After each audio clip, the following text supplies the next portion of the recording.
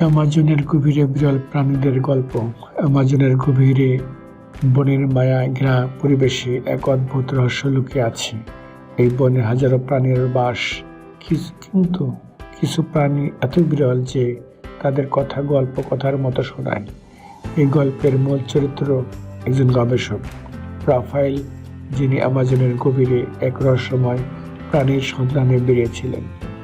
Rafael একজন জীববিজ্ঞানী, যিনি তার জীবন উৎসর্গ করেছেন পৃথিবীর দুর্লভ প্রাণীদের খুঁজে বের করতে। অ্যামাজন বনের একটি অজানা প্রাণীর খবর তাকে প্রবলভাবে আকর্ষণ করেছিল। স্থানীয় যে উপজাতিরা এই প্রাণীকে আরা বলে ডাকত। তাদের ভাষায় এর অর্থ অদৃশ্য রক্ষক। গুজব ছিল যে প্রাণীটি রাতে বনের গভীরে ঘোরে এবং কোনো শিকারীর পায়ের শব্দ শুনলেই অদৃশ্য হয়ে যায়। কেউ কেউ বলতো এটি একটি সোনালী রঙের বাঘ, যার চোখ দুটি যেন জ্বলন্ত আগুনের মতো। এক সন্ধ্যায় রাফায়েল স্থানীয় গাইড ড্যানিয়েলের সঙ্গে বনে প্রবেশ করেন। পুরো বনটি ভেজা এবং মাটির গন্ধে ভরা। পাখির ডাক, ঝিঝির আওয়াজ আর দূর থেকে ভেসে আসা নদীর কলকল শব্দ পরিবেশটিকে রহস্যময় করে তুলেছিল। ড্যানিয়েল বলল, রাফায়েল, সাবধান থাকবেন। আরা শুধু বিরল নয়, এটি বিপজ্জনকও হতে পারে। রাফায়েল হেসে বলল, ভয় নেই ড্যানিয়েল, আমি জানি কিভাবে প্রাণীদের সঙ্গে আচরণ করতে হয়। তারা প্রায় 3 ঘন্টা ধরে হেঁটেছিল। হঠাৎ করে বনের নিস্তব্ধতা ভেঙে একটা অদৃশ্য গর্জন শোনা গেল। ড্যানিয়েল থমকে দাঁড়ালো। এটি আলা হতে পারে। সে ফিসফিস করে বলল, রাফায়েল। তার ক্যামেরা প্রস্তুত করলেন। শব্দটি আসছিল বনের আরো গভীর থেকে। তারা ধীরে ধীরে এগোতে লাগলো।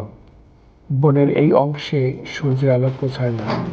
রাফায়েল টর্চ বের করে আলো ফেললেন। হঠাৎ তারা দেখল গাছের নিচে একটি বিরল সোনালী প্রাণী দাঁড়িয়ে আছে। এটি ছিল একটি সোনালী বাঘের মতো, কিন্তু এর লেজটি লম্বা এবং ঝলমলে। চোখ দুটি সত্যি আগুনের মতো লাল। প্রাণীটি তাদের দিকে তাকিয়েছিল, কিন্তু ভয়ের বদলে তার চোখে ছিল কৌতূহল। এটি অসম্ভব, রাফায়েল ফিসফিস করলেন। প্রাণীটি ধীরে ধীরে তার দিকে এগিয়ে এলো। ড্যানিয়েল এক পা পিছু হটলেন, আর রাফায়েল নির্ভীকভাবে স্থির থাকলেন। তিনি প্রাণীটির প্রতি ধীরে ধীরে তার হাত বাড়ালেন। হঠাৎ প্রাণীটি থেমে গেল। তার চারপাশে যেন বাতাস ভারী হয়ে গেল। রাফায়েল অনুভব করলেন, এই প্রাণীটি শুধু একটি প্রাণী নয়, এটি বনের প্রতীক, বনের অভিভাবক। প্রাণীটি তাদের পরীক্ষা করছিল। রাফায়েল তার ব্যাগ থেকে একটি ছোট ফল বের করলেন, যা স্থানীয় উপজাতিরা আনার জন্য বিশেষভাবে ব্যবহার করত। প্রাণীটি ধীরে ধীরে এগিয়ে এসে ফলটি নিল এবং খেতে লাগলো। রাফায়েলের চোখে আনন্দ ঝলমল করছিল। তিনি ফিসফিস করে বললেন, তুমি কি সত্যি আরা? প্রাণীটি একবার তার দিকে তাকালো, অতঃপর দ্রুত বনের গভীরে অদৃশ্য হয়ে গেল। ড্যানিয়েল বলল, রাফায়েল, আপনি জানেন এটি কি ছিল? এটি শুধু একটি প্রাণী নয়, এটি বনের আত্মা। আমাদের উচিত এখান থেকে চলে যাওয়া। রাফায়েল সম্মত হলেন। তিনি বুঝতে পেরেছিলেন যে কিছু রহস্য কখনোই পুরোপুরি জানা উচিত নয়।